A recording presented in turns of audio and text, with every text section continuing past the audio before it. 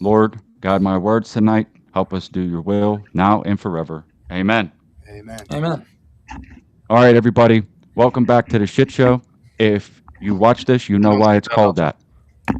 that. Um, we Watch this, you have know why it's some called great guests tonight. that. These guys are the 2A propagandists of the world. I love the channel that they have, and everybody should go watch and subscribe. It's News of Pews and Spicy Snafu on YouTube. Go subscribe to that channel. My name's Stax. I'm on X, YouTube, and Rumble.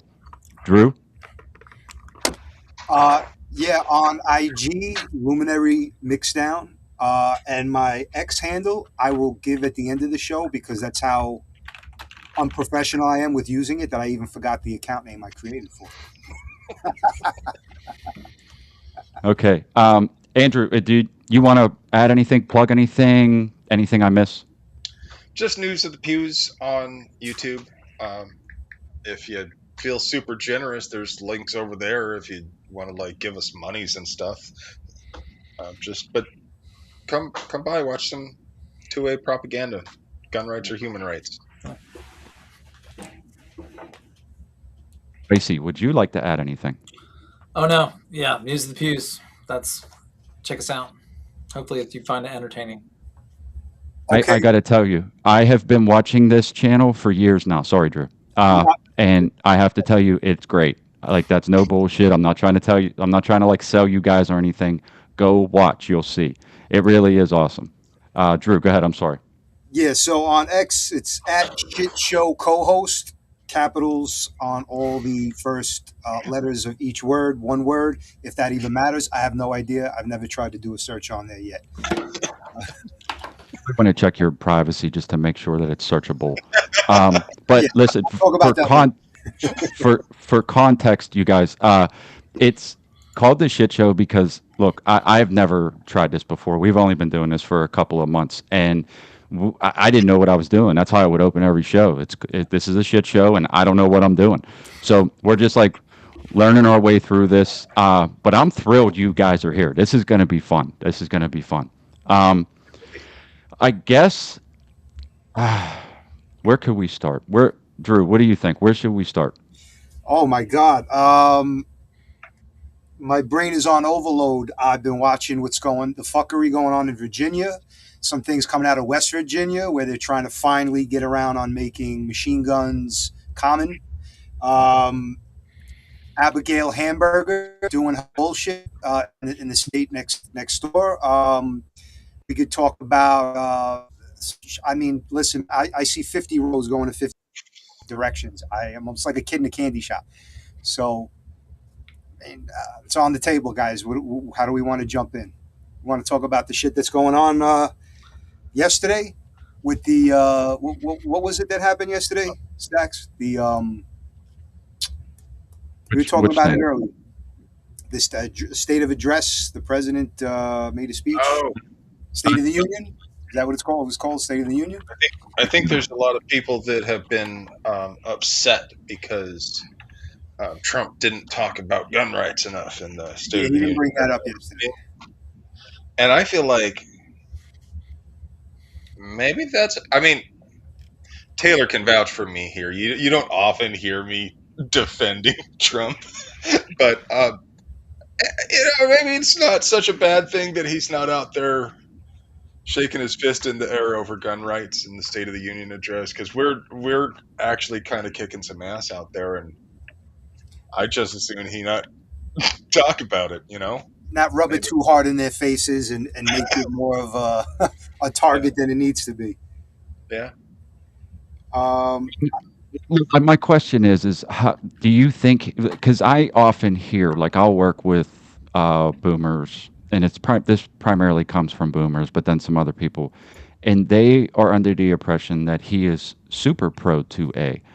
And I tried to explain to him, I'm like, I know you were sold that idea, but in action, he's not. And like, if you've listened to him, he's said and done a lot of things that would be against the Second Amendment, and they had the full opportunity to get rid of the NFA, and they didn't. Like they just Yeah. decided not to.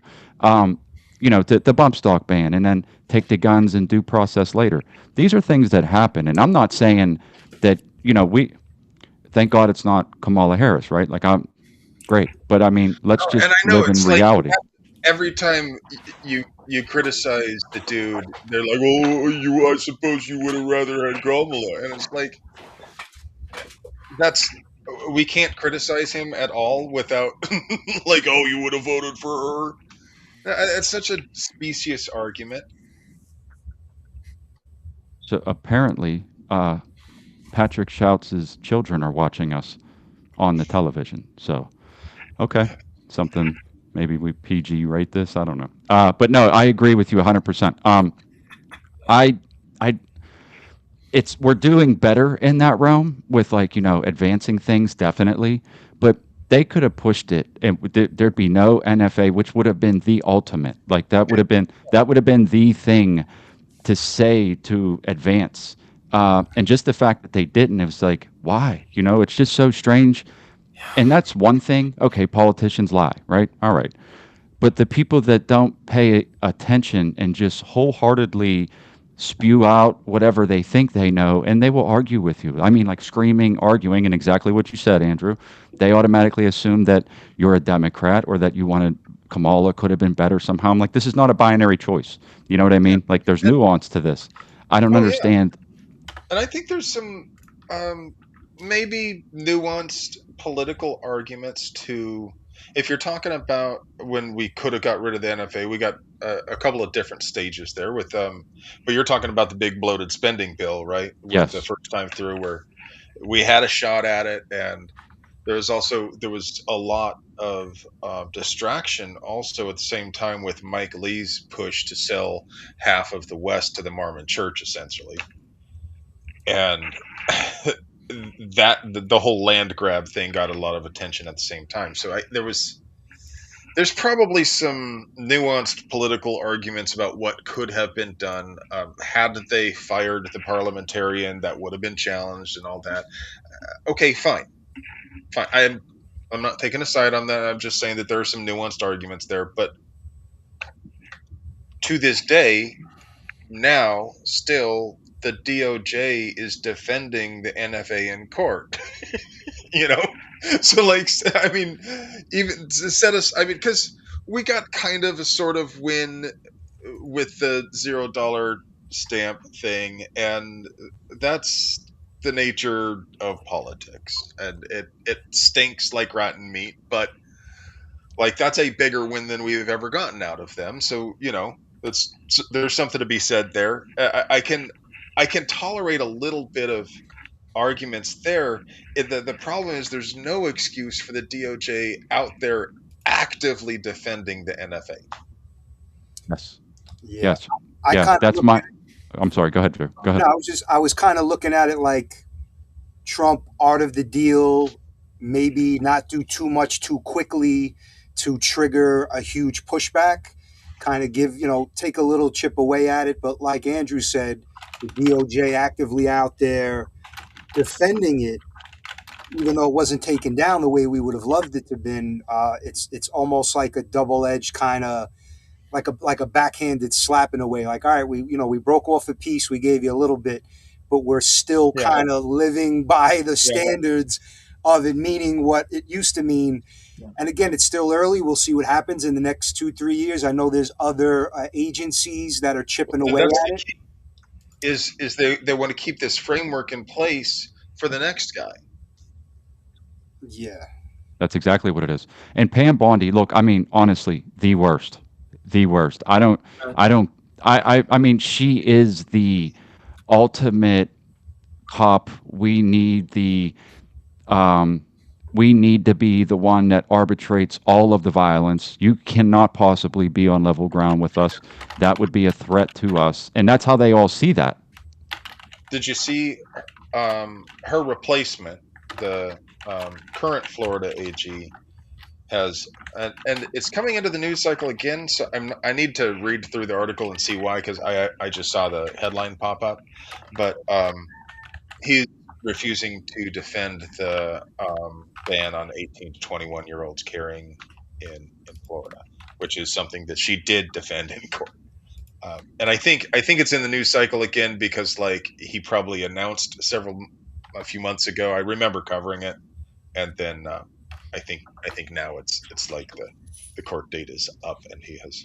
I don't know. I need to read the article. Maybe one of you can look it up, but I have occupied my screens, and Speaking I of would. the Florida AG, I actually had an article pulled up. Florida AG admits error, says only dangerous felons should lose gun rights. And then there's a whole article behind it with him basically saying what no other AG in any state has ever said, that they made an error and that it shouldn't be a full on ban.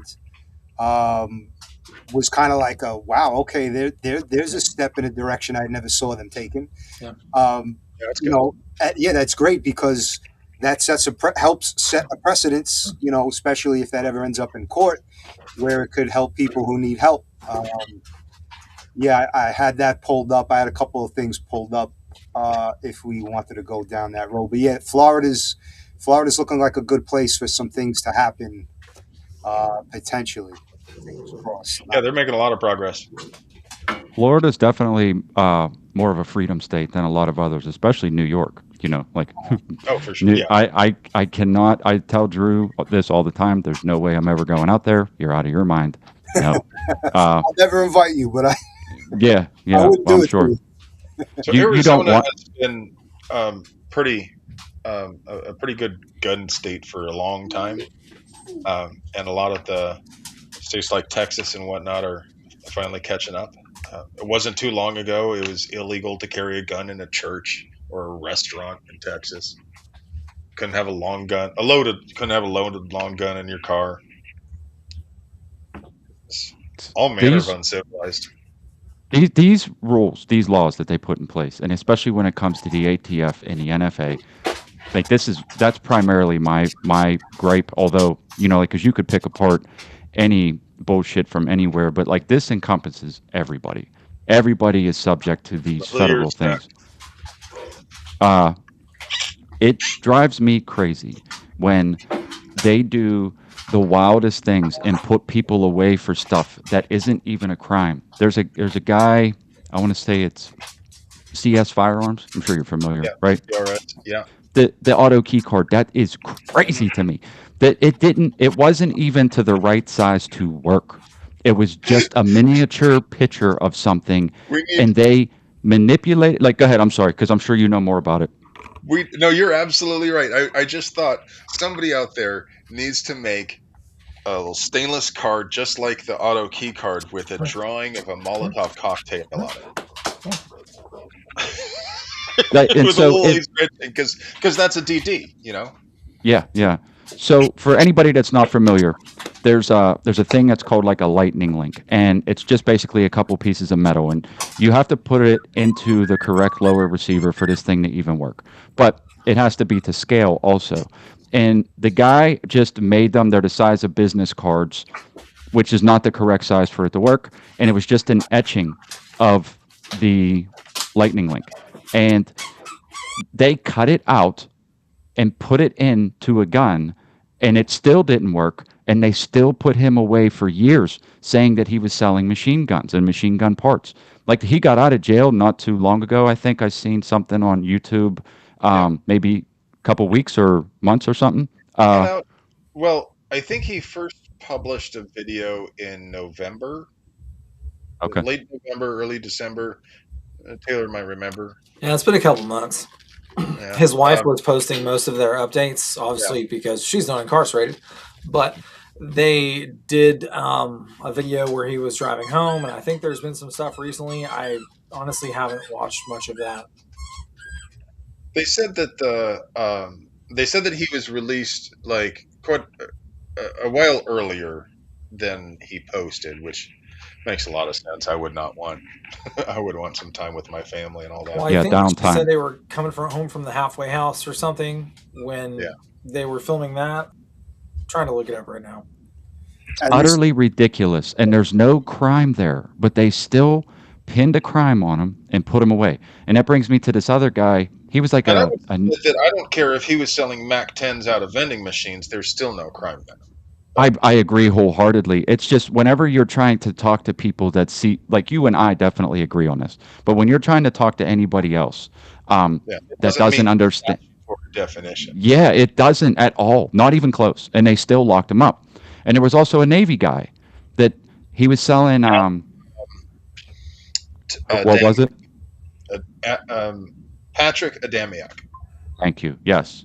That's an absolute crime, what they did to him. Like, the people that responsible for prosecuting that guy should be locked up themselves. They took an inert, deactivated RPG tube, the um, which had been drilled with holes. Like you would blow it up if you fired a rocket through it, and you'd kill yourself. And they installed um, a 7.62 by 39 rifle barrel trainer in it. Like I don't know, in the army, you have the AT4, and the trainer for that has a little 9mm barrel, and you shoot a tracer through it, and that's how you qualify on the AT4 because it's a lot cheaper than shooting rockets. And the Soviets obviously had the same thing, but in their case, it was 7.62 by 39. And like it's they in he never had that. The ATF took their rocket trainer rifle barrel and installed it in his RPG tube, fired that, and said, "Oh, look, it's a functioning rocket launcher." It's beyond words for me because it just goes. There's people that don't know this, Andrew and Spicy. Uh, there's people that don't know this. They don't. There's no like. Believe me when I tell you that. Like, if you tell this to the normal person, they'll go, "That's not true," because it shouldn't be true. Yeah, They can't believe it. But I mean, they literally like you can still buy and sell these things right now the way he possessed it on Gunbroker legally. Like, it's not a crime, but he did it, and then they modified it and then said that it was a crime because he did it. They modified it. They did it. And then pinned and then said that he did it. He's still in jail. He's like I in a don't brig because he was in the military. got the.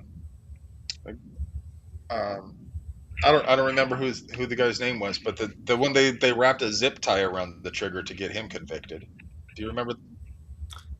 I, No, I I don't. There's one I'm thinking about a barrel that they basically, tried to show that it wasn't pin and welded and like torqued the receiver and oh, damaged it by getting the muzzle device off. don't. I guess because of the amount of shenanigans. I was about to use a different word. Yeah. But because of the quantity of it, at some point it's kind of all just blended together. But I think that's probably more just because we make 2 videos a week and have for a hot minute now. So it's all just kind of somewhere back in my brain. So these last couple of stories that we're talking about, these were all perpetrated by the ATF pre-Trump administration, so like 2023, 2022, or is this Uh, stuff that's happening in the last couple? yeah, yeah, I would say so. Um, Because well, no, because um,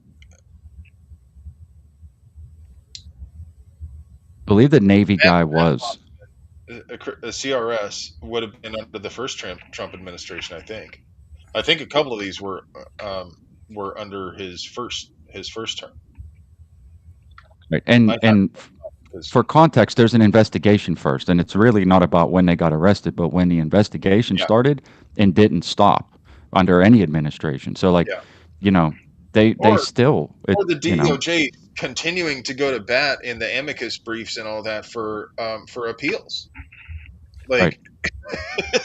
Like like at some point, and I had been arguing through for years that if Trump cared about gun rights, he would direct his attorney general to sue. And finally, this time around, he told Bondi to go sue.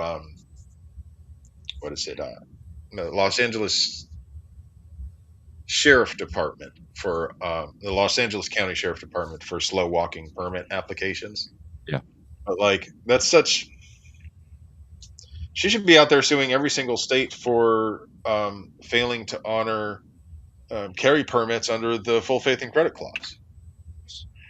Like, Yeah. does I mean, uh, if we're gonna abuse the commerce clause into the federal government just controls everything everywhere, well then fine. Then you you can't have it both ways, or apparently they can. Well, I mean, yeah, that's what I'm saying. We're watching it unfold, and the red flag shit also. That's Pam Bondi, by the way. You know, she loves that. Yeah, Um, yeah, um, defending it down in Florida. it's just Absolutely. Well, amazing. and for that matter, Trump himself. People get real heated, but when I mention this, but you remember about the time that when when he made Nancy Pelosi just tickled pink Yes. with his take the I like taking the guns first comment and all that. Well, so immediately after that, he starts pressuring the governor of Florida at the time. I want to say Rick Scott. I think, I don't know. My politics ain't that good, but the Republican governor of Florida, he starts pressuring. I think it was Rick Scott to pass a red flag law, which was then like because that was after Parkland. I think I want to say one of the Minecraft, some a hole from him. DeSantis, Ron DeSantis, I think you're thinking of as far as the governor. DeSantis. DeSantis is the current governor. No, he's the current governor. At the time, right after the take the guns first comment during Trump's first administration, I think the Right. governor was Rick Scott. Yeah, I'm But looking at Okay. it. I just so immediately Googled after machine his, day. what's that? I just Googled Is that machine right? day. Okay. Yes, it was Rick Yeah, Scott. thank you. So Trump was pressuring Rick Scott to pass the red flag law in Florida, which then kicked off a wave of red flag laws all across the country.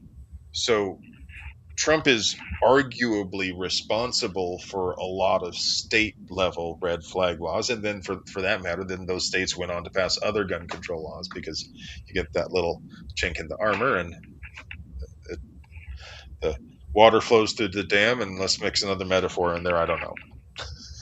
No, I agree. I mean, it comes from the top almost always. I think the only reason we got any movement on the NFA or even any gun laws at all was because there were congressmen like Massey and a couple other people that were presenting bills to put in front of them. Like that didn't Yeah. come from Trump or Pam Bondi or anybody else. They could give a shit less. Like if it wasn't for these other guys trying to push it, it would have never even that would have never ever came up. I just want to put it out there just for anybody that's paying attention. I know most of the people that are watching this know this, but he's really not pro 2A. Will he stop things that are in movement? Well, I think we've kind of seen that a little bit, but Yeah. but will he also do some things? Yeah, for sure. But I don't think you can claim that he's pro 2A because if he I was, think it's, that would I have think been it's done come around already. a They little bit. had they have the Congress, the Senate, and the presidency, or the Republicans do. Now, Yeah. if they wanted to move on anything at all, on anything, they could do it. They could steamroll it right through. It wouldn't matter what anybody Reciprocity. screamed about. Well, I mean, when I hear people say, "Oh yeah, he's pro 2A," he's the most pro 2A president we've seen in our lifetime. Uh, Yeah. Yeah. It's not that hard of bar to clear, but yeah, you're right. exactly. Probably Exactly. the most pro 2A bar president that we've had since, I don't know, the good Roosevelt. Yeah, yeah. And I like that I saw early on, and it didn't take 2 3 years. He had, and again, I don't even think it's got any teeth yet, or it hasn't lifted off the ground. He brought back that was it 927C, where he, it's like the pathway for people to get their rights restored, which the federal government stopped funding back in '92. Yeah. And they left it to the ATF at the time, who was just giving people who didn't deserve it, and then people who did, they didn't. So now they were talking about a more individualized approach in a more common sense way. And these were things, Well, and again, it's nothing's happened yet, but they stopped. They stopped doing it for a long period of time. from '92 on, yeah. Yeah. So Congress like shifted where the funding was, so then they just stopped. Um, granting their rights back, as if that's something that man can do. But This guy, I love this guy, dude. I really uh, do. then when they decided to start spinning it up again, they start with granting what did the Catholic Church call indulgences? They granted an indulgence for for my brain just stopped. The Patriot, milk it. Like the very instead of they started with, oh, we're going to do this test case, find a few good examples, and then somebody totally not Donald Trump himself decided. Oh, and honestly, there's a really good chance it wasn't actually Trump. It was probably just somebody in the administration that's like, oh, hey, by the way, don't forget Trump likes Gibson or something. But in any case, it's obviously it's very much a favor kind of thing. And then the attorney that was assigned to that whole thing, where they're like, hey, make sure you add this guy in there. Um, when she objected to it, they fired her. It's just it's just like the scummiest thing all the way through. And still now, like, it shouldn't it shouldn't be this particularly investigative thing. There I've said many times that your background check should be the part where you're not in prison, because if we were in a sane society, then people who are dangerous would, be locked up, and they would stay locked up until they're not dangerous. But in the society that we live in, I think it is at least reasonable that if your crime wasn't violent, you embezzled some funds from the company you worked for, I don't think that we care that much if you have a gun when you get out, right? And if we do, then what have you been doing in prison? I mean, that's 100. So here's like the way I see it. I know a lot of people that have been locked up before. And this is the bottom line. This is just reality for anybody that is confused. Um, if they let you out and you're on probation, okay, maybe you shouldn't get them back while you're on probation or parole, okay? But if you're done with that, if you've done with your sentence, because I'll say sentence because that usually follows with some kind of Yeah. supervision, right? So finish your sentence. And when you're done with that sentence and they've released you, there's no reason why you shouldn't be able to go back to having your rights again, because here's the bottom line. The people that are going to listen to you are already going to listen to you. You don't need to have that law. And then the people that are not going to listen to you are going to go get a gun anyway. You can't stop them. So, like, I don't know what you think making these laws do other than stopping people that are going to listen to you anyway. It's just so fucking backwards and stupid. And if you try to tell somebody this, it's like they can't understand. They get locked into this thing where it's like, yeah, but you can't let criminals have guns. They Here's my committed a favorite crime. thing. Flip it back around on them. And they say, "Oh, you think felons should have guns?" And I'm like, "Wait a minute. How about you explain to me why this dangerous person should be released?" Uh, okay, wait. Maybe that's complicated. How about this? You understand that when you release them, you are giving them access to guns, right? I, I, I When they get out, they have access now. Whether it's from a crackhead in an alley, or 3D printing it, or um, dude, I don't know where this is going out on. Is it going out on YouTube? Then I won't talk too much about Home Depot guns. But like It is on $20 YouTube. later, It is. it exists. It's super easy to find, build, or steal a gun. So when you let them out of prison, they suddenly have access.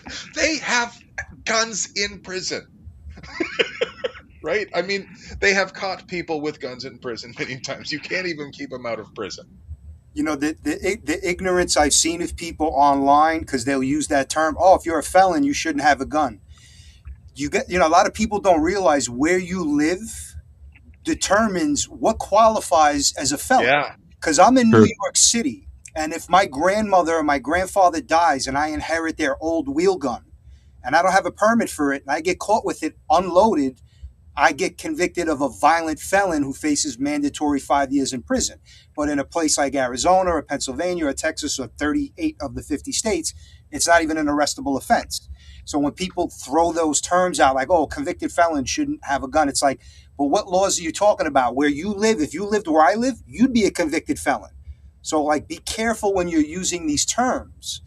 And this is Yep. ignorance of people who just don't know shit. And this Well, is, well, I think it's because a felony used to be a very serious thing. Uh, Historically, a felony was a capital offense, and over time, we've added many like we've added felonies that that don't even have a victim. exactly like that, like what they got going on in places like New York. You're first time offense, you're a felon for not having the local state's permission to own something, no violence, peaceable possession, no, not in commission of any crime, and you're automatically set up as if if you like mugged somebody or you viciously assaulted somebody and put somebody in the hospital. There's like no dip, but on paper, you're a violent felon. So it's like, where do you live? What kind of law? What kind of culture are you living under? Stop throwing that term around, and that's what annoys me the most about people online. Like, shut up Have with that you felon shit. have you ever gotten a prescription for, I don't know, Percocets or something from the dentist, and you took like one or two because you didn't really need them, and you stuck them in your gun safe for a while, and like a few years later you twisted your ankle and you're like, I can get through this, and like you took one, right? That's not harmful to anybody, but that's a felony, isn't it? I wouldn't It's know, but it sounds right. As many felonies as people probably commit on a daily basis without even knowing, I would assume that could you're, definitely be one of them. you're using it outside. You're only allowed to even have it within the context of the prescription. As soon as your tooth pain is gone, you're supposed to dispose of that. You're not supposed to keep it for the end of the world like all of us do. Yeah. No, Everybody, I I don't know do that. everybody's got a sock drawer full of amoxicillin. Nope. Nope. I commit no crimes. I own no guns. We don't do anything like that. That would be Right, Drew? icky, but hypothetically, in Minecraft. uh, it's The thing is, it's just one. people have no. There's a famous book like you commit like 10,000 crimes a day. It's a little bit hyperbolic, but there are countless ways that people don't even think about. Back to the prescription drugs. Everybody's grandma puts her pills in the little organizer thing, right? Yeah. Yeah, the book. You're not supposed to do that either. It's Really? supposed to stay in the container that it was given to you in. I did Yeah, not the know book is that. called Three Felonies a Day, is what the book's called. Oh, there we go. Yeah. Yeah, and apparently it is generally illegal to retain a controlled substance after the medical need has passed. Generally Yep. illegal. I don't know, where that applies to. The ATF established the whole constructive possession thing, right? That if you have machine gun parts, like say you've got M16 fire control group bolt carrier separately, and you also have an AR-15, they're like, okay, that's constructive possession. You can put those together. That's a machine gun. If you didn't have any AR-15 at all, you could, because they can sell bolt carrier groups and fire control groups and all of that without any NFA paperwork. You can have that unless you have an AR. And then they're like, oh, that's constructive possession, even if you didn't actually put them together. Okay, so that means if constructive possession is a thing, then that means every single person who has a glass bottle and something flammable and some kind of clothing in their home is in constructive possession of a destructive device. So, well, that brings me to something I did want to bring up in the realm of like the FRTs, because my intuition tells me that the second that they get a chance, they're going to be machine guns, and they're going to come for them. And a lot of people have them. I'm just curious. Do you feel that's the same way, or you think, because if honestly, if the 2A community can get away with keeping FRTs without it going down some litigation rabbit hole where people are getting arrested or they're coming to seize them, then it really nullifies the NFA on so many levels that it should be non-existent then, which is why I think as soon as they get a chance, they're going to try and criminalize them. Uh, uh, yeah, a few things. One, I knew a guy who had a bump stock that he didn't get rid of when he was supposed to. And I've heard some other people have done the same thing. I don't think that people tend to comply much anymore. We've looked at like the rates that people turn things in and like follow the rule until the Fed is like knocking on their door saying we have a record, you bought it, you have to turn it in. People are like, "Oh, what you're talking about."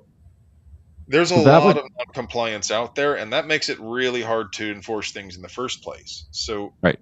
I think, and the more non-compliance they have, I mean, and you look at all the videos coming out of the, the urban areas where, where everybody's just full burnt all the time anyway. Yeah, At the some Glock point, Sears. yeah, at some point it gets really, really difficult to to enforce any of this stuff, which is why they're trying to pass a lot of these broader, faster firing thing bans at the state level. So I think what's going to happen is I think the ATF is punch drunk and not going to do much of anything right now. They got the settlement they wanted out of Rare Breed. Rare Breed is out there being their mechanical beast, knocking the crap out of anybody that makes anything even remotely adjacent. Like I don't, and at the same time, I don't think as much crap as I give Trump. I don't think the Trump administration is keen on the ATF going hard on any additional. He got beat up so much over bump stocks. He doesn't want them to repeat that again. I don't think So he I knows don't. anything about guns at all. I don't think Trump knows a damn thing about guns at all. I think I don't I think. think his team absolutely the first time 100%, but I think after the shellacking that he took over his bumbling the first term, I think some people on his team got to him, especially over the bump stock thing, because that's like the one thing even all the boomer fuds know. They'll try to brush it off as though when it happened they were making excuses like, oh, it's just a range toy, oh, it doesn't matter, and aside from the principle of the thing, actually, if you set up a bump stock with a 18 or 20-inch barrel and a bipod and a large magazine, it really does make for a pretty good stand-in for an automatic rifle from a TO&E standpoint, like a proper like just short of an LMG kind of. I've seen videos. Trust me, they're out there on YouTube still of people engaging targets at significant distance, like you should with an automatic rifle, and fix the enemy while your other element maneuvers. I would say I would argue it's not just a toy, which means that things like bump stocks and machine guns are protected by the Second Amendment because it makes them useful for militia purposes. Absolutely should be protected. The idea that they're not is just absurd because you have to always boil it back to what's the Second Amendment for? It's not for hunting. I mean, you can use it for hunting, right? But I mean, they didn't write it right after a war I with say this the. out loud. Do you want me to answer that? Oh, no. I'm making a point. You can. I mean, you can if you want, but I mean, it's what up the to you. Second Amendment is for? I don't know if I'm allowed to say that on this channel. Well, I mean, because I think it's relevant because there's, again, you have conversations with normal average people, especially just like your boomer FUD hunter, and they don't know this. They don't even think like this. They have no idea. And it's really crazy because like in Pennsylvania where I'm at, the they're out there and you don't need that is always the response. Like that you don't need that. What do you need that for? Right? So like it's like that's their response and I'm like, dude, what Do you know what the Second Amendment was for? I'm not advocating for anything at all, for the record. I'm not advocating for a fucking thing. I'm just saying it was written for a reason, and I don't know that everybody even understands what that reason was. That's the truth. 100%. That's the truth. And to circle back because you were talking about, you know, the FRTs and things like that. If the day ever came, a year, 2, 3, 4, 5, 10 years from now, where we were under like a real tyrannical government, and they said, okay, we have all these records going back 5, 10 years of people who bought these things, and they did show up at people's doors. First of all, it's stale. There was no paperwork needed. They were commonly bought and owned. Like I raffled that off at my gun club a week after I got it. Like there was. I don't have to have it here. Yeah, you saw I bought it. Okay, I didn't have to keep it. I don't have to have it now. Go away.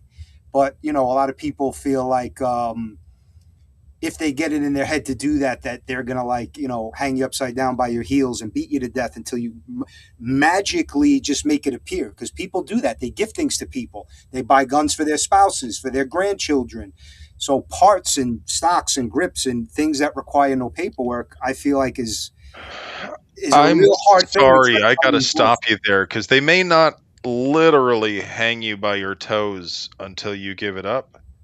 But Taylor and I just covered a story where the judge ordered somebody held in contempt indefinitely. Um, and the guy was a real scumbag, to be honest. He was a former sheriff deputy who got fired because he got caught stealing department ammo and equipment. Go ahead. Yeah. Yeah. So The they good part. have a ring, basically a system where they are taking the brass from the range, selling it to people, making a slush fund to where they are buying things with the slush fund for the team. He's also selling steroids and some other things. Like A it's a whole collective like criminal wild activity. story. But we'll get to the part where he's oh, I know that the one guy's got his kid watching, but Yeah, I was he's gonna let you engaging Say, his finish the say it. part. wife Say it if you in need to say it. uh, all right, well, cover the kid's ears. He's He pimping out was his wife. yeah. His Shit. spouse was involved in prostitution, in which he was management partner of. Holy shit. So he was an awful guy, but he has, of course, a falling out with his wife. They get divorced. She's got a restraining order on him. Judge orders him to turn all his guns in. He says he did. He turned in some. He sold some. The order doesn't make you turn them. You got to get rid of them, right? He's like, I got rid of all my guns. I don't have any more. The state department of what they've got a specific department for domestic abuse firearm stuff. Like they got one hold. It's probably one fat chick with purple hair, but they do some research. They find 70 something guns that were registered to him. Now this is in Washington State. They don't have a gun registry there. So first, and this is reading from the court filing. The one party is alleging that this government agency found the 70 something. I assume they mean they found 4473s. But they go to the judge. They say, well, we found all of these that he had at some point in time, so we think he's got more. And the judge is like, the judge holds the guy in contempt in a series of I don't remember the exact times, but it's 5 days, 15 days, so on, increasing. And then eventually the judge is like, fine, you're just going to be held in contempt of court indefinitely until you cough up the rest of the guns. I think this is a way to bring in this point. You and I and Drew and everybody else kind of understands that there's supposed to be the law, and you operate within the Yeah. law, especially as law enforcement. Limits. Yeah, but that said, they don't. So Yeah. when the expectation is that they're going to come knock on your door and you're going to tell them to fuck off. What we just went over cases of people that committed no crimes and they were incarcerated. They will do whatever they want to do. under the color of law. And this is just the plain and simple truth. Now, And that when they come said, for you, they're going to make up a story about how you did some other horrible thing, so yeah, that even people who might have supported you otherwise don't kind of doubt. They'll. I mean, that guy, the former sheriff deputy, sounds like a legitimate scumbag, but like he's got rights, but they will dig up all these things, and if they can't dig up the things, they'll make them up. let me just add because this is my buddy, Mike Garamita. He is an excellent um, attorney for getting your gun rights back if you happen to be in this predicament. And he advocates that whenever you're in a spot like that, that there's a couple of places people that he works with that where you can like let's just say you get a protection order against you.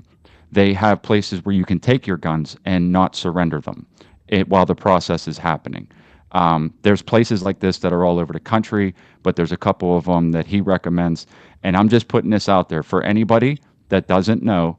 Mike Garamita is the man when it comes to this. I cannot advocate for him enough. He's fair, he's honest. As an attorney, that's rare. So I'm just saying that you guys, if anybody is trying to get their gun rights back, if you're having any issues with um, the law at all, if you were convicted of a crime and you're trying to get it expunged and pardoned, that is your guy. He has partners in a bunch of different states: New York, New Jersey, Pennsylvania, and a few other ones. I believe he even has some out in California. So go check him out. Probably And gets a uh, lot of work out there. dude, I know, but I'm telling you, especially you guys, I don't say this lightly. This is a solid dude, like for real. I know him well. I've known him a while, and if anybody needs that kind of help, definitely go see him because he's the one that actually taught me about a bunch of this stuff as well. Where like you want to believe that the cops are going to operate within that framework, right? You want to believe that, but they don't. They don't. They will lie, cheat, and steal themselves for stuff that they would put you away for if they caught you doing it to Yep. convict somebody that they believe needs to be convicted. This is just the reality of the situation. So while we should have the law on our side for certain things, you can see how they will lock you up for something that wasn't even a crime. There was just two, like I said, the two cases we just went over, prime examples, and there's dozens and dozens more if we dug them up that can point to that. They will just lock you up. It doesn't matter what you think is right and wrong. They're going to do it anyway. 100%. I mean, it's something that really pisses me off, right? Because if we're expected to follow the law and then law enforcement doesn't, where does that leave us, right? Like, where what are you supposed to do? How do you? Let me give you an example of something. I don't even know why we pay taxes anymore. I don't. Uh, Amen to I that. Thank you, and I really hope that this type of thing catches on because let me just so like I own my house. I own some property with a building on it is where we actually farm and have animals and stuff. And I have cellular cameras all over the place up there because we used to have trespassers when we first bought it. People treated it like public land, and you had to kind of set the rules. Um, and somebody was walking that I caught on camera, and this is what I mean that I had to call four different law enforcement agencies, and nobody wanted to go respond. They just kept kicking the can down. I'm like, listen, my wife and my kids were just up on the property. Two strange men that nobody knows just walked by where they would have been 10 minutes earlier. I don't know what they're doing. There's a lot of expensive equipment up there, and like they could be doing anything at all. Maybe they're not doing nothing right now, but they could come back and do something later. Okay, well, hold on. I went all the way from municipality all the way up to the state, and then the state actually hung up on me. Now, I don't know if it was an accident or not, and I wasn't, All right, just right. I'm letting the dogs out. You should probably send an ambulance. Well, that's my point, right? Like, so if I take matters into my own hands and something does transpire, what are they going to do? So this is where we're at. This is where we're at. Like, Well, just so the you scary understand. thing is that the next thought that a rational man has is it worth working within this system anymore? Because 100%. um, not, and I'm not suggesting that you would ever do this, of course, but like the obvious next rational thought is, well, um, if I take care of things, obviously this time I've created a record here, so I should probably just let it go. But the next time around, if I took care of things on my own and didn't tell anybody about it, then my family's safe, and you know, like, of Yeah. course, good people don't do that, but everybody considers it when you run into a wall like that, and and that's how society starts to collapse. Is that people lose faith in systems and realize, okay, well, I guess I won't call the police when I need something. I will figure it out myself somehow. The social contract is slowly degrading, and it's getting faster. The degrading is speeding up. People don't have the same faith in their institution and governmental agencies that they once had. And if you don't know, I'm sure you guys do, but when you get really rural, they own a lot of tractors, and like if they don't have any problem digging a hole, right? Yeah, So like there's a reason why those yard signs say I have a 12 gauge and a tractor, right? That's what that means. Like that they're not going to call anybody because why would they want to, right? So, yeah. I mean, and I'm Plus, again, like, because we all always these have tech to, bros keep building these data centers in towns where nobody wants them. I'm like, gee, it'd be real unfortunate if they built something really expensive and really fragile and really exposed and really vulnerable, where everybody around it owns heavy equipment and doesn't want it there. That you did it against their will.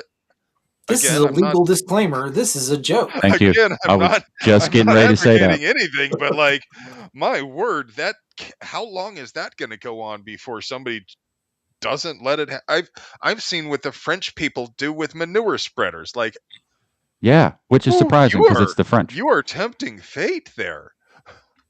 I mean, the French have given more pushback to the European Union than Americans have recently, and that in a nutshell. And again, listen, this is another disclaimer: we are not advocating for a thing. We're just playing the tape all the way through. This is I'm where I'm things just inevitably go I'm not when these fiddling. things happen. Like I'm if not if fiddling. The you're Rome is definitely burning, and I'm yes, don't be and mad at like me. so, You can see it. if you can't turn to your institutions for help, then this is where this goes. So like, for whatever it's worth. And then like if you do call them, because what happens is you get an intruder in your house. Most places, if you're protecting yourself and they're not going to arrest you, they're still going to take your firearm as evidence. Like why would you even want to do that? Like that's another thing. It's like, like the institutions are not what they once was. People are starting to realize it. And I'm just pointing out situations what could possibly lead into something. And you start to see it more and more. I mean, it's just so crazy to me. And then they institute laws that try to take away, like I think it was Minneapolis or something. They just passed some crazy ass gun law where you can't have them at all. Like you can't have an AR or a semi-automatic like at all. I always say, like, if you don't want people to have guns, it's because you're about to do something that the only way you could be stopped is if people had guns. Like that would be the only reason you'd want to disarm everybody. Yeah. Does that where Gun, I'm gun probably should have did control. some kind of thing right there. Gun Yeah, control has never been about the guns. It's always been about the control. Um, ever since before the guns existed, weapon control has always been about keeping the lower classes in their place. Yeah. Um, Yeah. when My favorite anecdote is the Japanese that they would not allow the peasants to have swords because that made tax collecting less efficient. yeah, right. Less Come with efficient. your hand out, you might leave with no hand. Yeah. Pa, the revenuer's coming. I hope that the no tax thing actually starts to take off because I think that that's the only real nonviolent pushback that's left. Is that like when you just refuse to comply? Because if you can't do it in mass, the nonviolence mass non-compliance. It isn't going to work. But if you could convince everybody to just say no, I'm not doing it. There's not a lot that they could do, and it's sort of what they need to continue with. They need that revenue generation. They need that, because the system's so based on money. Obviously they're just printing and I think it was best said. It was like, why are we paying taxes to people that protect pedophiles? Got to So I keep the mean, tax cows on the tax farm. it's just so crazy though. Like I mean, the everybody is so comfortable that nobody wants to be uncomfortable because the how uncomfortable we would all become. Again, the accelerationists out there don't. They just want to see it burn, like light it on fire right now. And I'm telling you, it's not going to go the way you think it's going to go because I don't Let, want this either. What let happens me after something like this starts, it's not what you think that it is. It's not the happy ending of the movie that you saw. I just want to point out that there are not very many combat veterans who are accelerationists, and I don't think most people who feel that way have ever actually really seen how utterly awful things can get. Like they just it's like it's a matter of scale. Like their worst day, like they missed lunch. You know, like Yeah. and I think I think they don't understand how long term and inescapable a collapse is. Like you can't flee from it like a hurricane. It's not gonna it's not gonna pass in a couple of years. It's it's decades of subsistence scratching and like I don't care how good you think your preps are, like a lot of people are going to die, and Here's the stat. statistically I'm going to be one of them, Yeah, that you know. electrical, the agency that was investigating the electrical stuff, talking about the percentages of people that die after a blackout. I think it was Our on Sean Ryan show. Is that what you? Yeah. Oh, Yeah. cool. Yep. Yeah. So I work for a power company. Oh, cool. I work for the power company that maintenances the Eastern Seaboard. And I can tell you that it is extremely fragile. And I advocate for this all the time. It's on my show. Anybody that watches this show knows I'm saying it again. Drew knows I'm saying it again. Have a backup plan. Have a fucking backup plan because you have no idea what happens if the power goes out. Two-thirds of the population within, they say 30 days, but I'm not sure if that's entirely accurate. I would definitely say 60 days will be dead. And no one understands what that means. Like when look, so like well, sometimes there's power interruptions that we have to do in order to fix something. And you would think it was a crime against humanity the way people act when their power goes out. And it will not take long before these same people are eating each other. It's like within a month or two. Like that's what you're looking at when you People try to die real fast preach. around here when the power goes out in the summertime. Well, I mean, I'm Like it sure it's literally so just hot there too. yeah. Yeah, Yeah, New yeah. York in the winter. And I mean, people it's say that, oh well, you know, when the shit hits the fan, I'll hunt and fish and all of that. I'm a country boy. why aren't I you drive a now? four Can't you? wheel Why aren't you doing drive. that Yeah. now? Well, yeah. So there's but look, I don't care if you are living out in relatively rural area, and I don't care if you are an accomplished hunter and fisherman and you're out there doing that all the time. You need to understand the population pressure that's going to happen. Like they're all dead. It's all gone in like a couple of days. I mean, There here's is just to put a finer point on it. During the Great Depression, white-tailed deer almost went extinct. yeah. That's a That's fun why. fact. Yeah. So that's why. Like and so like you the and I've heard that too. I've heard that too. I'll just go hunting and fishing. That's great. Like for 10 Like minutes. everybody Because else. yeah, like so all the other people that are going to be out there too hunting Yeah. and fishing that this is people just Oh, you're don't hunting them. understand. Well, that's when people get into eating each other, right? And So like the reason why I constantly advocate for this stuff is that the more prepared other people are, the less of a liability they are for people that are prepared. Yeah. Because I have been in a blackout where this whole town was out before, and I have generators, and I have solar, and the lights are on, and you know what it's like. Listen, just picture this: a whole town is in a blackout, the jail, everything is out, right? Your house is the one with the lights. The dinner bell.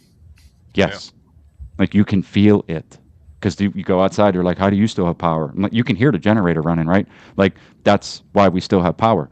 But the point is this is what it happens so quickly, and people I heard don't stories from understand it. Katrina where they would people would try to be, noise and light discipline relatively down low about having power and using it for just keeping their freezer running, that kind of thing.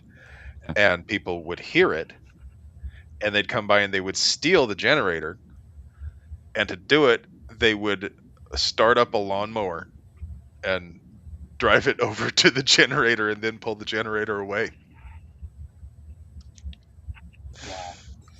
Just goes to that other point too. Is like even Hurricane Katrina, they were going around taking guns from everybody, Yeah, yeah, knocking on doors and taking guns during a catastrophe. They took Like it from an old woman who was in her late 80s, and it was an yeah. I old remember piece of that. shit revolver. And was on camera, and I was watching it. I'm like, I don't even know how you have the stomach to do that. I don't care where those orders are coming from. How you got to be built like definitely not the type of human being we are to Well, do that. most of that was police officers from out of state, New National York Guard and too. California, and Yeah. um, I don't think, I could be mistaken. Last I recall, the National Guard did not do any confiscations, but I think 82nd actually did, but I could be off on that. Um, I don't. There's a lot of misinformation about like which organizations were willing to do the confiscations, and there were a few that like didn't. They're like, no, we're not doing that. That's clearly unconstitutional. Because after any disaster, you've got a mishmash of a whole bunch of different organizations all operating in different ways and all that. Taylor can tell you all about it. It's crazy because the only people who would be willing to tell you, yes, I have guns in the house and hand them over are the Yeah, people right. you shouldn't be taking them from. Yeah, yeah, You know, the bad guys ain't going to let you know. They're not going to tell you, and you're not going to run into them. You're going to run into the people who are in their house trying to mind their business and survive. Terrible. more of that backwards mindset that people have, especially I think the most ironic thing is when you see somebody with a Blue Lives Matter sticker and then the come and take it sticker right beside it. It's the like Gadsden flag and I uh, can't, like I can't. the Who do you Punisher think? skull with a thin blue line. You're killing me, dude. Like I mean, I mean it's all it's and even during COVID, because COVID was a thing for me that was like, I always knew something was very possible, but like COVID was a mask slip. It Yeah, shows you what these men and women in uniform are capable of when they're given an order. They will trample on you, like just because they were told to. And it's just the reality of the situation is that like they're not your friends, right? Like, I mean, sometimes they can be helpful. Don't get me wrong. I'm not talking about every cop or every anybody. I'm just saying that we have seen time and time again that like these guys will do what they're told. And during COVID, they really got rid of a lot of the people that wouldn't do it. So there's a lot of like areas coalesced where they're yeah. just the straight jackboots now. Like that town or whatever that was where guys quit. They just hired more of the same. So like if it ever does go sideways, they're with a smile on their face, they're going to trample all over your rights and your property, and like they don't care. They don't give a shit. I have family members that are sheriff deputies, and they work in the jails and stuff, and they'll tell you straight out. I know them. We did the same stuff that these other people did. We just didn't get caught. So like, it's not they're not special people. They didn't pass Yeah. some high bar of like, that makes them beyond reproach. They're just normal people and they got Well, into a job where most of them got into that position wasn't for the pay because they don't get paid all that much. Like a lot of them anyway. oh, Um oh, hang on, hang Slow down. It depends a lot on the department, and many departments out there start at incredibly high salaries. When you consider that you can start out at a police department with, in many cases, without any sort of degree Yeah. or experience, or you can start at like $60,000 a year with like essentially out of high school. Although I think you usually have to be 21 to be a police officer, but like at a high school level of education and experience. So you can graduate from high school, travel the world for a couple of years, and just start being a cop at um, a pay level that most people have to work in a career field for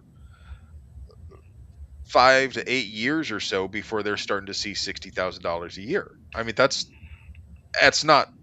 I'm not saying you're getting rich off of that, but it's a very good starting salary. Yeah. And the profession seems to attract like polar opposites type of people. It attracts the kind of people who were bullies in high school and their grades weren't really good enough to get into college, and weren't they didn't really have the stones to enlist in the military, and like their dad already hired their brother for the carpet store or whatever, and then they remembered that they like pushing people around, so they just settled on being a police officer. And it attracts really idealistic people who have a servant's heart and earnestly want to help people. And I think a lot of the latter type get ground up by the system, and it's really hard for them to maintain that idealism. And so, what my point for saying about um, the money that they make is, I've seen numerous ads, even from around here, where they want to hire cops. It's like $12 an hour. That's not Ooh. to say that there's other places where they can make more, but it's Yeah. more of the type of person is exactly right, because I that's where I have usually the biggest problem is like it's an us versus them mentality typically. And getting people from the military, I don't think that that's a plus. But they tend to hire people that come out of the military as well, and they think of that as a good thing. And military guys are taught an us versus them mentality, and so it just translates. I So also add whenever, you were talking about Scottsdale a minute ago, yeah, before we came on. Yeah, like you said, is one of the suburbs. It is considered one of the wealthier regions of parts of the Phoenix metro area. But the starting pay, according to Google's AI, is $77,000. pretty good. Yeah. As I you mean, say, because that doesn't also count all the side gigs that they get to do as well. Like when they get to play Oh, security or yes, and road sometimes, construction. That's all double yep, time. and a lot of, well, so sometimes it's double time through the department, like you're talking about the road construction, but they also get to moonlight as security guards just wherever in their uniforms anytime they want to, and they get to, and those gigs pay like more than just, you know, even usually more than double time than through the department, because they're hiring an actual police officer, which kind of blurs the line between public and private in a way that I'm not entirely comfortable with. sounds like a conflict of You mentioned potentially. maybe, yeah. So Not in uniform. if If Walmart you're out of if uniform, Walmart I'm calls okay the with that. police, uh, yeah, if Walmart calls the police and says, "Hey, this guy stole this thing," what's supposed to happen is the police are supposed to show up as an impartial observer and collect evidence and statements from both parties and determine whether a crime was committed. They're supposed to investigate, um, but all too often they act as essentially like the Pinkertons. They act as like the private security for some of these larger companies like Walmart and whatnot. So, and then you blur the line even more by having them actually on the payroll of that company. And I understand that they're mostly there in in the capacity of like trying to keep peace and like arrest somebody who gets in a fight, but if the company they're working for accuses someone of coming into the club without paying or shoplifting or whatever the thing is, are they're not going to conduct an impartial investigation. Oh, Yeah. and that's essentially where the problem lies. It's a two-tier justice system on many levels. One of them being who do you know and what is your occupation, right? So like yeah, you're not cops don't get arrested, which was it was actually going to bring me to the point I was going to finish this with is that is that is the problem. They don't they don't get held accountable to the extent that anybody else does. And I think that is why a lot of these people get into that. It's not about the money, at least not right away. They kind of Yeah. they get that mentality. They get that I can do whatever I want. A lot of them, It's the they thin get blue line. caught talking about it. Yeah, exactly. Which drives me crazy. My uncle had one on his car, and I said, "Do you know what that means? Like, do you know what that blue line means?" That was the blue line originally that the cops weren't supposed to cross for another cop. That's what that originally was supposed to mean. The blue line was that that cop stopped by not arresting another cop that was in trouble. And it evolved into something else, then now it's their heroes or whatever. But, that's, again, people don't know stuff, dude. They don't. They don't know any of this. Um, but I do. We're coming up past the hour. There was something that I wanted to get a rundown from you guys real quick, if you don't mind. Calibers, okay? Calibers, Calibers. I'm just going to throw a couple calibers out there. Tell me what you think. Okay? hot or not. Yeah, we can do that. Yeah. What about 8.6 blackout?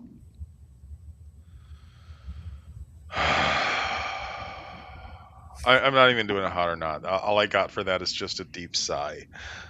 Mhm. I, I'm just so tired of all of the. I'm done with all the new the different and you know what I'm sure it's amazing. It pokes holes and shit. you know I love the idea of being able to shoot a big quiet bullet from Yeah. whatever rifle 44 platform Magnum you're has firing entered the to. chat. Well, quiet. I don't know. 44 mag is going to qualify A as that, 44 but meg lever action suppressed should. I mean, you can launch lead hot dogs, Yeah. little cocktail wieners. Henry repeating arms makes a nice one. The To big work for Henry repeating arms, by 4570 the way. also. the I 44 mean, Magnum big boy. I in my day I built several dozen of those. I worked for that company once upon a time. It was before they were even trying them to get them suppressed. This was back in the early 2000s. But yeah, that thing was a thumper, man. The 16-inch barrel, yeah. 44 Magnum, some lead. What was it? It was like it was a jacketed hollow point, but the hollow point was lead, and then it broke down to like a semi copper jacket, and just the splatters we were getting on the tests, like they were shooting clay blocks. It was insane. So that's a good option, I think. Something Taylor and special I about a have lever shot gun, too. Yeah, a few of those events. We've got to shoot some of them suppressed 44s and 4570s, and those are a lot of fun. The really big chunk of lead and the with a nice can on the lever action, there's no noise coming out. It's just kind of and then like a little delay and then the dang, and it's so satisfying. yeah, our buddy Pat has worked with Henry and with Yeah. Ranger Point and a couple other companies. And I think the quietest thing I've ever got to shoot was 38 out of a 357 lever gun with some can on there. And I mean, it's, yeah, those are mouse nice. part level. Yeah, the 45 That long course what was you just nice. said though is something a lot of people don't really think about in suppression, is that because we started down this road, you're talking about 8.6 blackout, and we're like, yeah, but big heavy bullets. Well, you were just mentioning though that the 38 was you shot a bunch of 44 and 45 Colt and 4570 suppressed lever actions. But you were saying that the quietest you shot was that 38, and sure, some of it could have been it was just an outstanding can, but all other things being equal, that smaller exit hole is going to be quieter. So if you're looking for quiet, then maybe going up to 8.6 from 7.6, 7.62 is maybe that's not gonna you're gonna be a little bit louder. And how big of a chunk of lead do you need to throw quietly? I mean, it's a neat idea, but like, why why does Especially it for have to be $4. enormous and quiet? Yeah, for $4 And and people 50 say, cents around. but for hunting, and I'm like, you do understand that shooting an animal to death is not quiet, right? Yeah. Like when bullets hit meat, it makes noise, and then the meat itself sometimes makes a lot of noise. Like Right, okay, these are all fair I mean, points. I'll just no, I'm just gonna say I that I understand have hunting suppressed, but the whole like ninja level. yeah, yeah. 8.6 and a bolt action with a suppressor, I've seen videos, seems extremely quiet. But the point you Drew brings up a good point. It's very expensive, like to shoot that Yeah, round. So, you know, it's it's one of those things. It just got Sammy spec'd, so I expect to see it really kind of catch on. Um, that said, do you know who invented 8.6 by any chance? I think Faxon was the first time we had seen it at a Kevin show. Kevin well, Kevin Brittingham. that Brittingham. was a Yeah, I Yep. partnership mean with. he's go ahead. Partnership with what? I thought so. I remember that like the when it first came out, we went to Oh, that was the see barrels, we went to see maybe. Fax. Yeah, I think that was the first time we Yeah, saw but I like think it was a software partnership wise. between Faxon and the ammo maker. I mean, it makes sense But for I'm Kevin pretty close. Brittingham at What least. were you gonna say? He started out at AAC back in the day originally.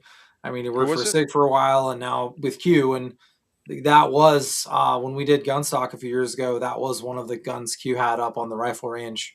I did not get to go Yeah, shoot it. I was in the med tent, but I did, and I it was was fun. terrible with it. I didn't hit anything.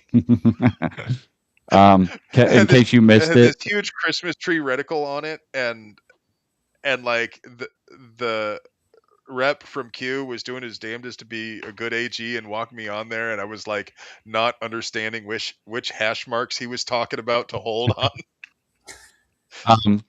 Kevin Brittingham was the one that came forth with 8.6. And my understanding is that it met a lot of flack because the people at Hornady do not like him at all.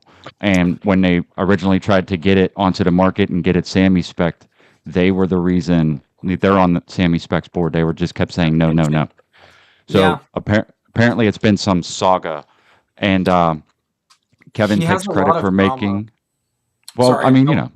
Yeah, I mean he's somebody that's always been had a lot of controversy. I know he got banned on the forum at some point too.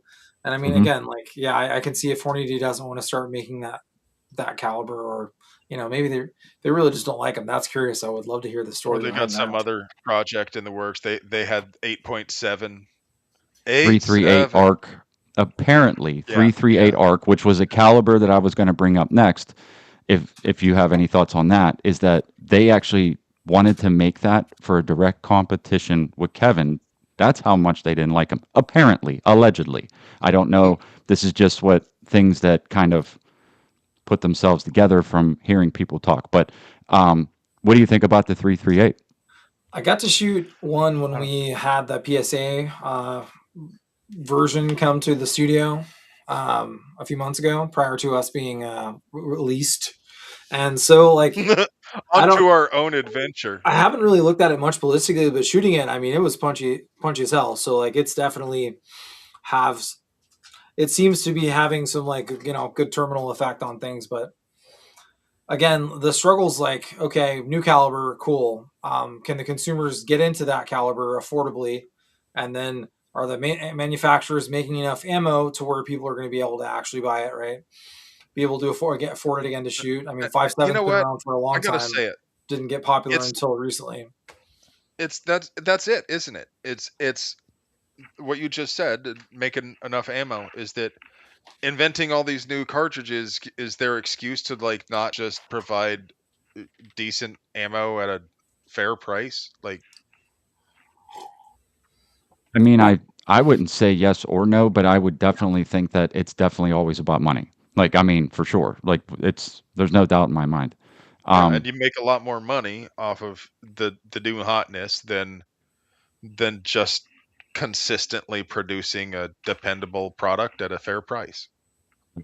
right. But the appeal for 8.6 was that its twist rate on target, the energy that transfers, is supposedly the reason that it was so widely popularized, I should say, is because Yeah, like subsonic is subsonic is subsonic. A big heavy round going slow is you can do that with a lot of things if there's not enough powder in it, right? So that's one thing. But allegedly, with the 1 and 3 twist, when it hits target, that you can't achieve that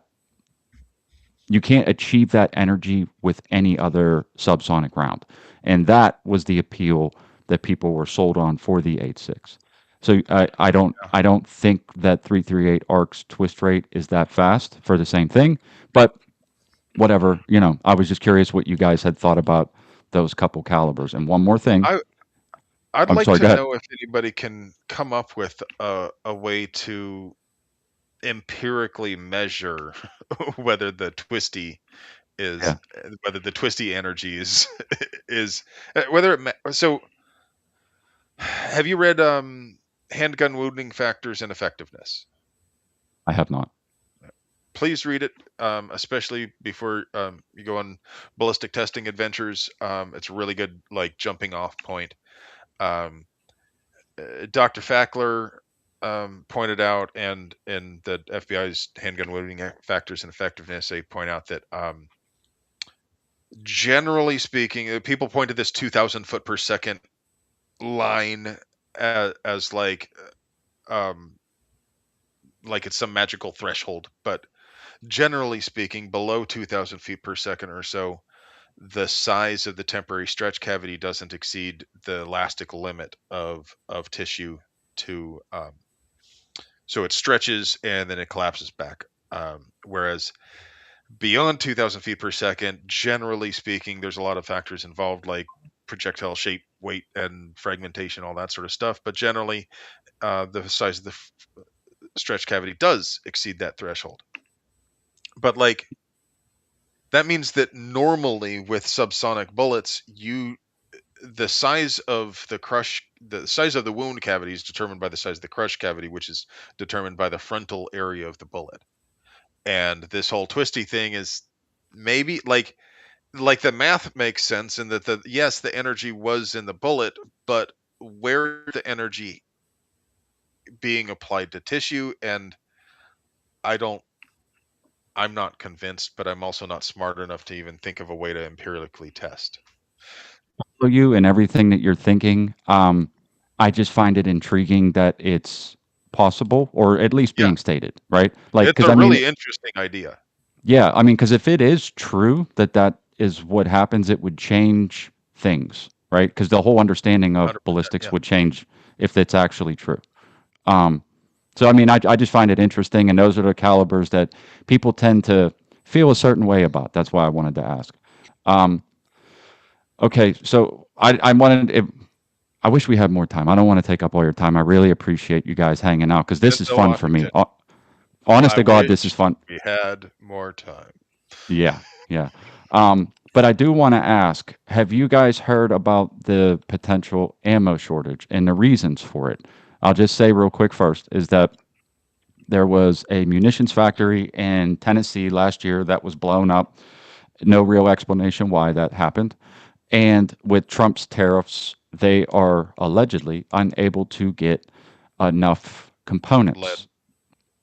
Well, I think it's nitrous or nitrous adjacent, whatever, something to make the gunpowder. We But import a Nitrocellulose. lot of lead. Yeah.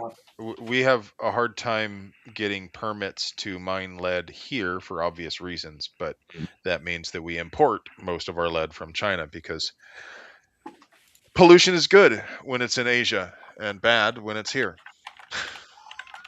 Save the yes, earth, this is right? yeah, this is the logic. Yes. But I'm curious if you had heard about it or if you give it any merit. I had not heard about, but give people a chance, and yeah, they'll panic buy. And if you're thinking like, oh crap, there's gonna be well, you're too late anyway. You should have bought more ammo last month. So a lot of the shortage discussion ends up being around nitrocellulose, at least to my understanding from talking to people, and the fact that it's generally made outside the U.S., China, South America. There's a bunch of countries. I'm sure Google would probably help out, right? But the fact that powder since Ukraine started off, right? And we did a video at Shot last year with Pete Brownell talking about this because it's been something manufacturing people on the back end have been talking about for a while. Um, and everyone announced price increases in Q4 of last year as well. But I mean, the amount that it takes to put into a 155 millimeter howitzer shell, in the Yeah. Ukraine context, like that's thousands of rounds of ammo. So I mean, there's only so much of it to be made, and unfortunately, like looking at the way things are going with the world and potential conflicts, it seems like there's not any. I don't think it's necessarily like a right now problem. It's definitely a later problem. Like Andrew's Yeah. saying, if you can only buy a box every so often, just buy it. Hey, remember, um, we were sponsored by like there's no relationship now, of course, but there's a company called Ammo Squared that used to sponsor ARFCOM. That's actually pretty neat. That you can set a budget, and you pay them, whatever, like a subscription fee, and it um they put aside ammo in your little order, so you're buying physical ammo on their site, and then you cash out or whatever they call it, at you can either set like a periodic time, every so often ship the order, or of course you can just ship it when on demand. Yeah, subscription So service style. yeah, I've heard kind of of, but it lets you buy small amounts of ammo and then kind of save it up so that you can have the shipping on one. So you kind of split the difference between stop by Walmart on the way home and get hosed at the price of like a single box. You get to buy at bulk rates A little and bit at a bulk time. shipping. Yeah, yeah. That's not a terrible It's kind of idea. I like yeah. that. It's kind of a neat. They have, so the price that they'll do like a specific, they won't have a lot of choices, but they'll choose something that's pretty middle of the road for like, um say 9 millimeter. They're only going to have, say, 124 grain cellular and below, right? you know uh, that's there for this month or what, but they'll pick something that's kind of in the middle, quality wise, like it's decent brass case quality, but not premium or anything, and they Laser. have this. What's that? Laser. Yeah, well, probably not Blazer aluminum, but Blazer brass could probably be in there. It changes Yeah. from time to time, but they'll list what it is at any given time, and they show, one of the coolest things is this live price chart that they do, because their pricing is based on their averaging of what a bunch of other vendors are selling similar products for, and they show you where there's a couple of traces on the graph for like, the high end of the range, the low end of the range, and then where their pricing is sitting. And like they're just super transparent about, this is where the pricing is coming from, and that's where we're going to set the price. I Anytime somebody is that transparent about things, it gets a lot of respect out of me. Would love to see them sponsor News of the Pews.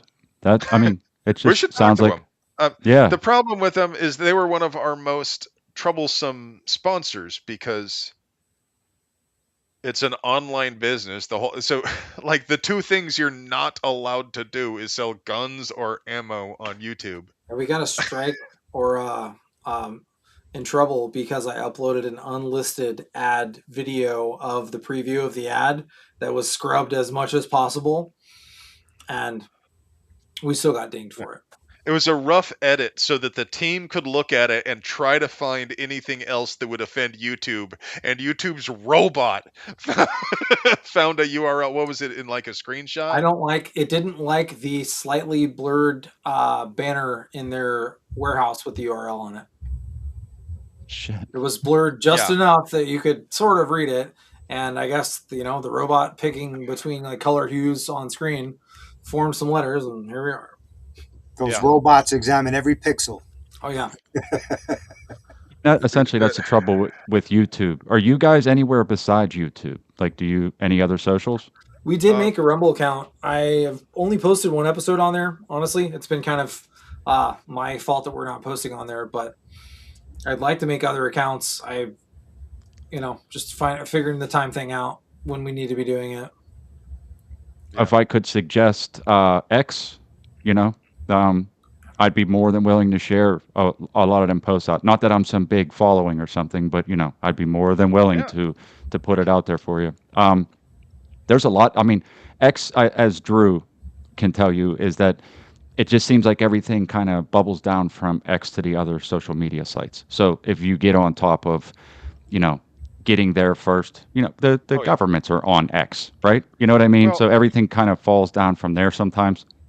we've struggled a lot back and forth with trying to be fast because our approach has a few layers to it where I do the research and then I write and then I stand in front of the green screen and then I do a little rough edit and I hand it off to Taylor for his talents and the whole process is somewhat lengthy, which has made it challenging to be super timely, new in the news. But on the other hand, it's also given me the opportunity to be a little bit more thoughtful about how we respond to things.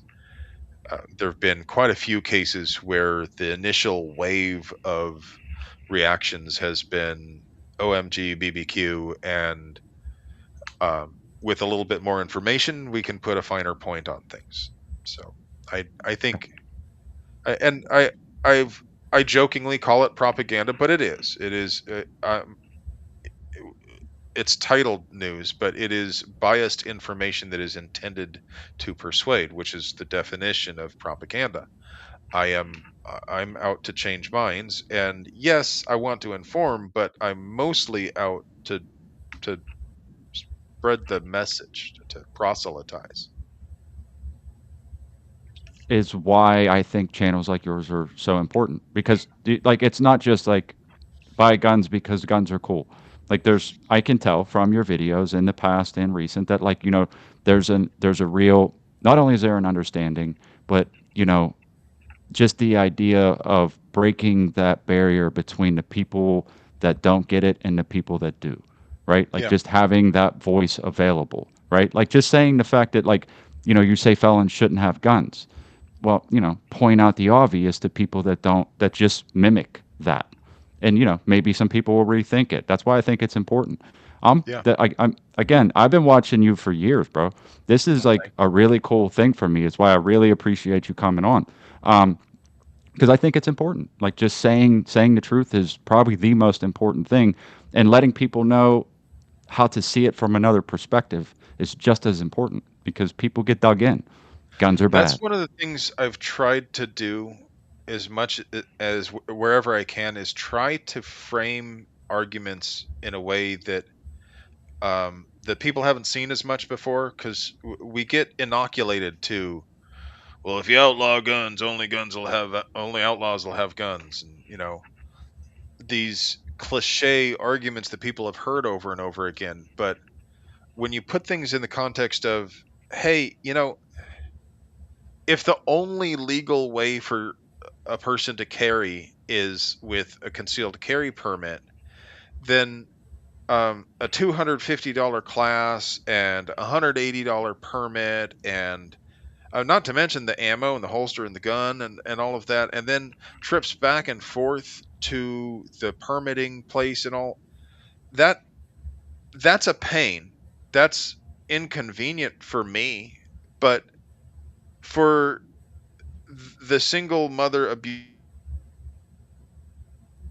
abuse Damn it. victim who has literal death threats against her, and no idea when this guy's going to show up again. That is a monumental barrier. And I think it's useful to put these. I think it's useful to meet people where they are and to put things in terms that they maybe haven't thought about before. I often bring up that all gun control is racist. It's a Yeah. bit hyperbolic, but in America, the history of gun control is incredibly racist. That Ronald Reagan kicked off modern gun control with the Mulford Act, which was literally because now afterwards, later on, the Black Panther Party got associated with Nation of Islam and communism and a bunch of really wacko stuff. But at that time, they were not nearly as radical as all of the Nation of Islam stuff and communism and all that.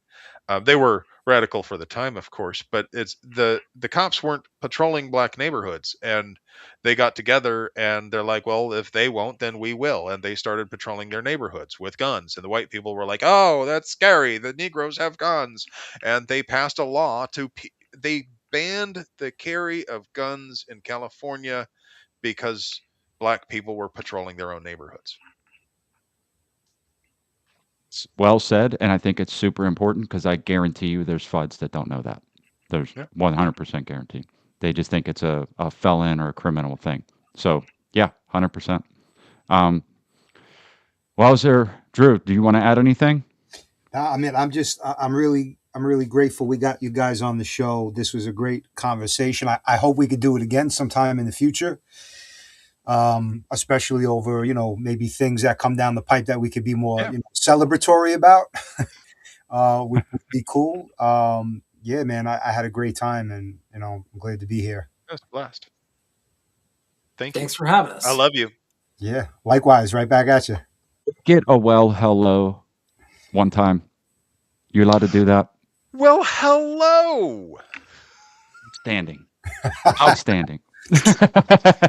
All right, perfect. One more time, the news of the pews, spicy snafu.